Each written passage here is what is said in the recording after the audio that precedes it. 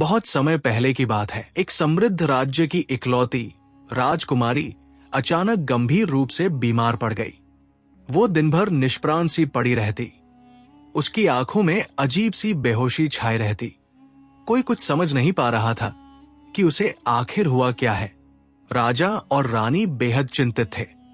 उन्होंने राज्य भर के वैद्य, हकीम और तांत्रिकों को बुलवाया, लेकिन किसी को यह समझ नहीं आया कि बीमारी है क्या।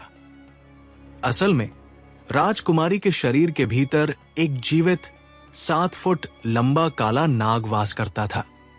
वो नाग हर रात उसके मुख से बाहर निकलता, महल की दीवारों को पार करता और जंगल की ओर चला जाता। फिर सुबह होने से पहले वापस लौट आता और राजकुमारी के अंदर समा जाता।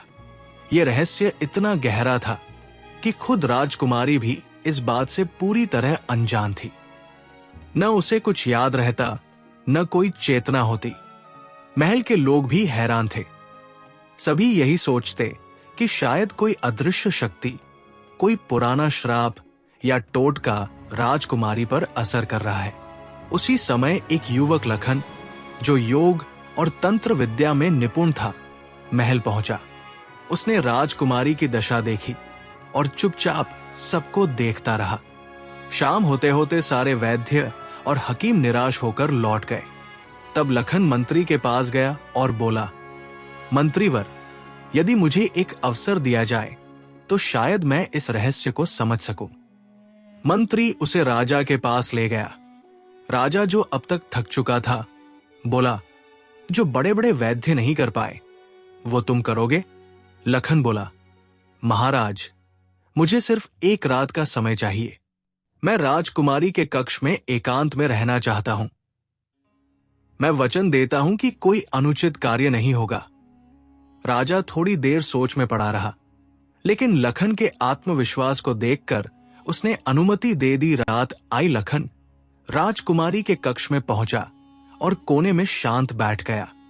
पूरी रात उसने राजकुमारी पर ध्यान केंद्रित किया।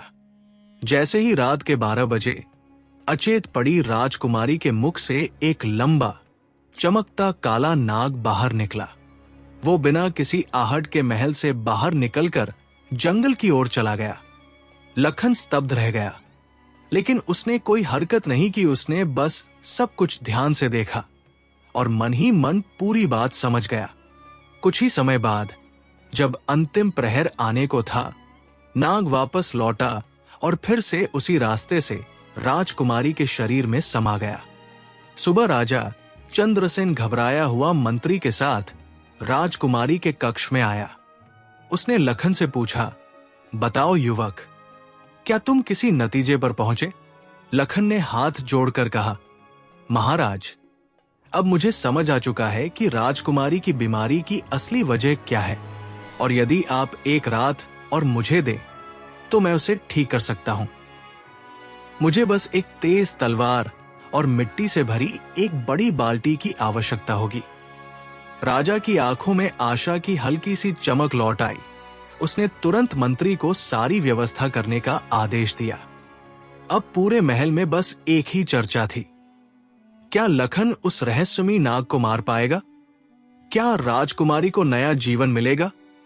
और क्या यह भयावह रहस्य हमेशा के लिए समाप्त हो जाएगा?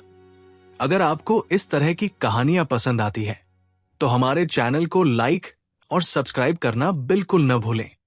और यदि आप इस कहानी का दूसरा भाग देखना चाहते हैं तो कमेंट करके हमें जरूर बताएं।